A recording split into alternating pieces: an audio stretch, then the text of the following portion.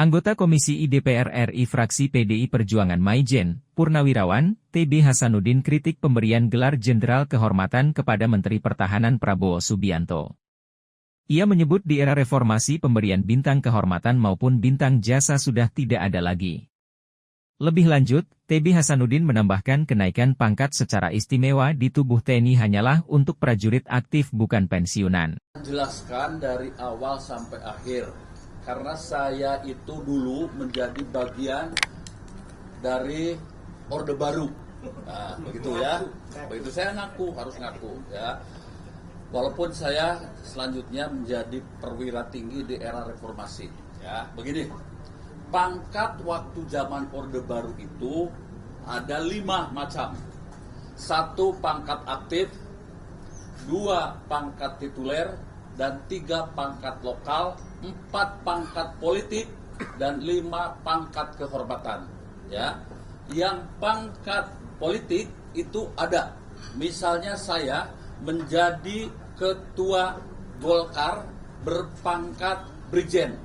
Lalu saya diangkat menjadi ketua Golkar di DPD provinsi. Otomatis pangkat saya naik dari Brigjen menjadi Maijen. Bahkan kalau di DKI, pangkat saya bisa naik menjadi Letjen. Itu pangkat politik zaman dulu, ya. Kalau pangkat kehormatan itu banyak, ya. Yang tadinya berpangkat mayor Purnawirawan naik menjadi Letkol atau Letnan Kolonel Purnawirawan. Maijen Pur naik menjadi Letjen Pur. Itu zaman dulu. Lah, kemudian ketika saya sekretaris militer, ya, dibuatlah undang-undang bersama dengan DPR. Lahirlah Undang-Undang Nomor 34 Tahun 2004. Pangkat hanya tinggal 3. 1 pangkat aktif bagi mereka prajurit aktif, sersan, letnan, mayor yang masih aktif, bukan pensiun. Yang kedua pangkat tituler. Itu lebih banyak kepada pangkat sesaat, kehormatan karena kepentingannya. Ya, kita lihat ada letnan kolonel, ya sudah, itu sah, ya. Dan yang ketiga pangkat lokal, ya. Pangkat lokal itu misalnya saja hanya mungkin 1 hari bisa.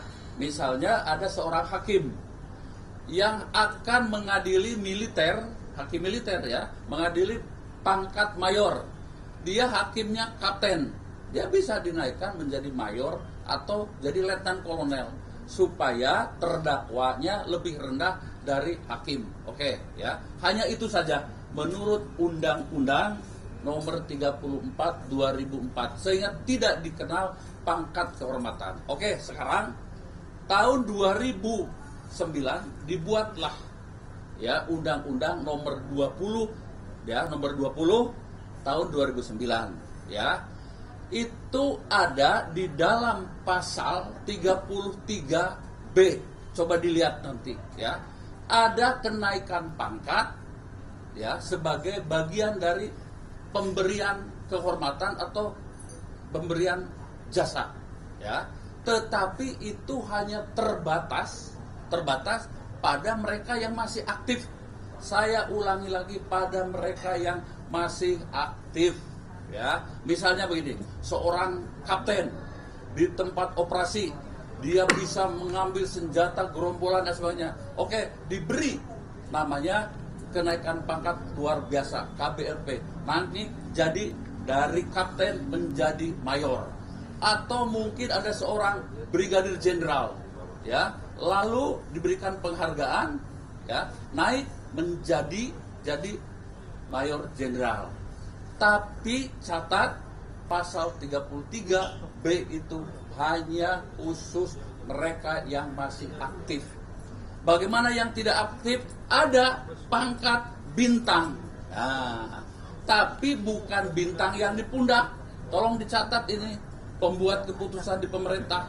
Bukan bintang di pundak. Apa itu? Ada dalam pasal 7, itu 1, ya, bintang Republik Indonesia. Itu sebutannya bintang Republik Indonesia. Itu berupa tanda jasa, ya.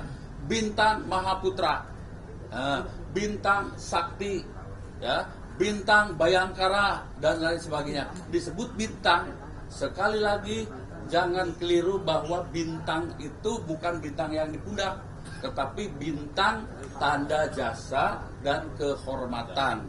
Itu ya, sekali lagi ya, di era reformasi sudah tidak ada lagi bintang kehormatan maupun bintang jasa. Tapi Pak Jokowi menyematkan bintang tersebut di pundak Pak Prabowo dengan alasan bahwa dia sudah berjasa di Menhan dan oleh karena itu diberikan jasa